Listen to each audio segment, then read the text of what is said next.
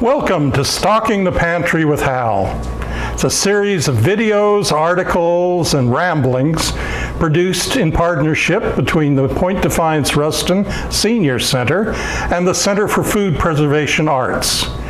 We're providing information and resources to help everyone be prepared and to have some fun along the way. Today's virtual canning party combines the tart flavors of rhubarb with the natural sweetness of cherries.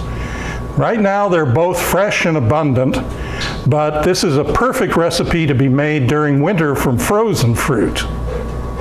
The recipe is from Pomona pectin.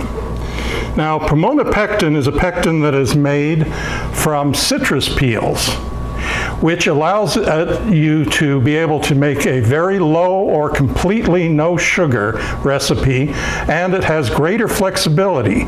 You can make a size of batch anywhere from a half all the way up to 3 times. So when you buy the Pomona's pectin, it comes in a box, and you can see in the photo that we have 2 packets in there. The small one is the calcium powder. That's what they call the activator. It takes the place of sugar as an activator. And then the larger packet is the actual pectin. There's also in there a little flyer, which is not a recipe book per se, but it gives you the way to adapt your favorite recipes into using Pomona's pectin, and you can use any sweetener with it or no sweetener at all, as I mentioned. They also have this great book, and they have a website with monthly editions of recipes. So in the instructions for all the Pomona's recipes, it starts off by getting prepared. And one of the things that you want to do in advance is make up what they call calcium water. You take a half a teaspoon of the calcium powder and a half a cup of water and mix it up. And this can be kept in the refrigerator for years. Same thing with the pectin if it's in an airtight container. You also want to mix your pectin with any sweetener that you're using, because pectin is closely related to cornstarch in that it forms networks, it forms webs when it mixes with the water. And so just as if you've ever used cornstarch, if you just throw it into water, it makes big globs. Same thing will happen with pectin. But if you mix it with whatever you're using for sweetener, or if you're using no sweetener at all, if you simmer it with water or the fruit juice you're using, then it disperses, and so when it mixes and hits the calcium, it doesn't clot up. So here we're whisking it into the sugar, setting it aside.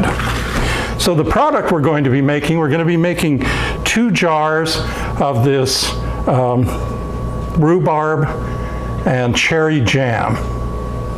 It's a half a recipe today. The full recipe makes between 4 and 5 jars. It all depends on how much water is in your rhubarb and your cherries. So we've gone ahead and prepped. You're cutting the rhubarb up, and you're boiling it just enough to get it into a nice cooked, mashed.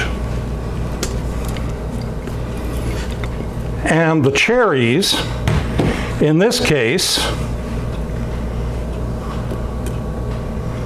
are chopped to about a little under a 1/4 inch dice. Now, we have another video that shows 5 or 6 different ways of pitting cherries.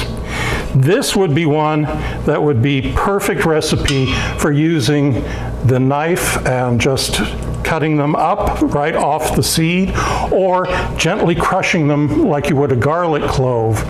Remove the pit and then chop them up. So we've combined the fruit, and then we're going to add the pre-measured pectin or pre-measured calcium water, and the pre-measured lemon juice.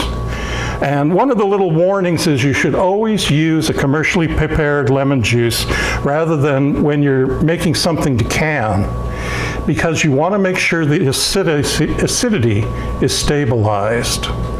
And lemons, it's really hard to find a consistent.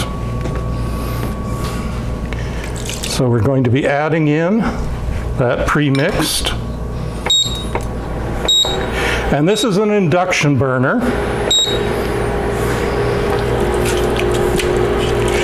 And so now we need to take a little time to bring this up to a boil.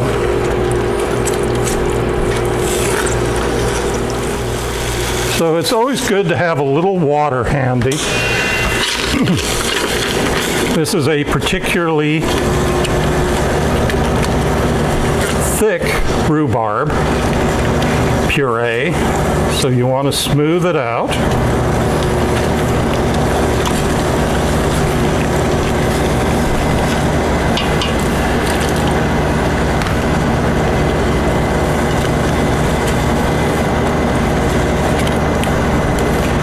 There we go. As it cooks, you'll notice the consistency.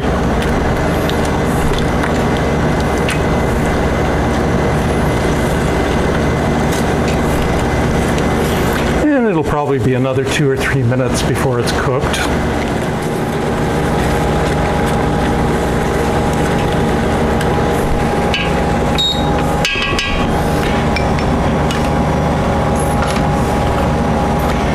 And then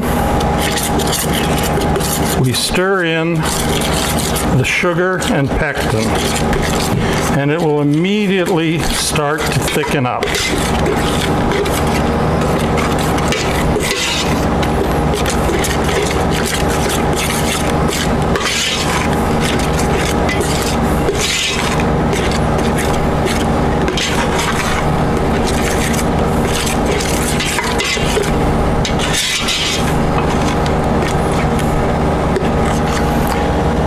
And you're looking for what's called sheeting.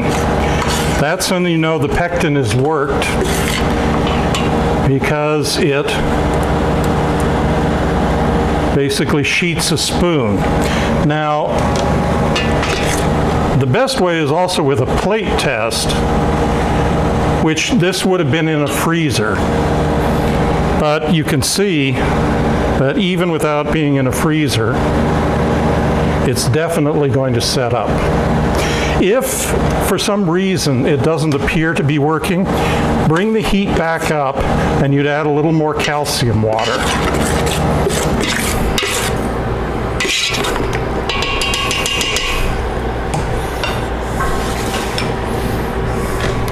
And we have prepared ahead of time some jars.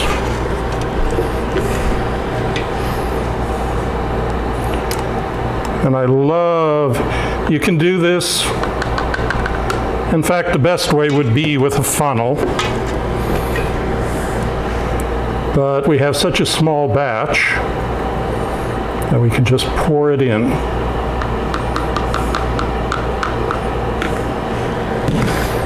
So that's one. And I always like to have a few extra jars standing by just in case.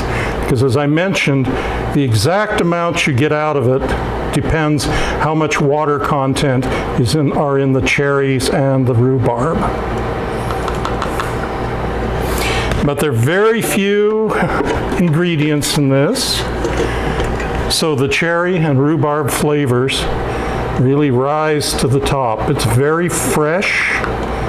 That slight amount of lemon juice we put in helps with the gelling, but it also adds just a little back flavor.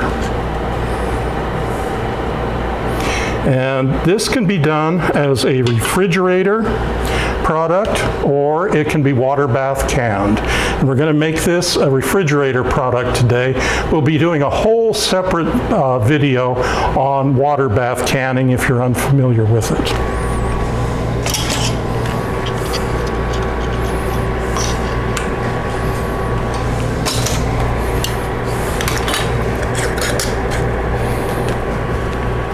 So voila. So thank you for sharing the time with us today. For more information and recipes, you can find it on our website at Preserve Foods, all is one word, preservefoods.blogspot.com, and look for us on Facebook. There are links at the end of this video. So come back and join us next time for Stocking the Pantry with Hal.